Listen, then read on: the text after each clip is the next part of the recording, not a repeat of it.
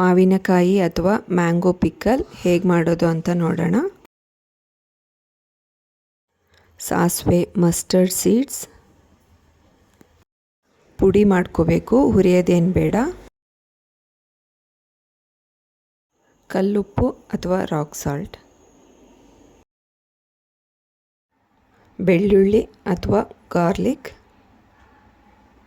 ಮೆಂತೆ ಅಥವಾ ಫೆನಿಗ್ರಿಕ್ ಸೀಡ್ಸ್, ಖಾರ ಪುಡಿ, ಅಚ್ಚ ಖಾರದ ಪುಡಿ ಅಥವಾ ರೆಡ್ ಚಿಲ್ಲಿ ಪೌಡರ್, ಸಾಸಿವೆ ಪುಡಿ ಅಥವಾ ಮಸ್ಟರ್ಡ್ ಸೀಡ್ಸ್ ಪೌಡರ್, ಬೆಲ್ಲ ಅಥವಾ ಜಾಗ್ರಿ,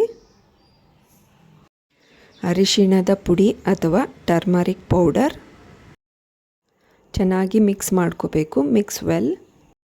ಈ ಉಪ್ಪಿನಕಾಯಿ ಇನ್ಸ್ಟೆಂಟ್ ಆಗಿರುತ್ತೆ. ಇನ್ಸ್ಟೆಂಟ್ ಉಪ್ಪಿನಕಾಯಿ ಇದು. ದಿಢೀರಾಗೆ ಮಾಡ್ಕೊಂಡು ತಿನ್ಕೋಬೋದು. ಒಂದೇ ತಿರ್ಗ ಮಾರನೇ ದಿನವೇ ಬಳಸ್ಕೋಬೋದು ಊಟಕ್ಕೆ.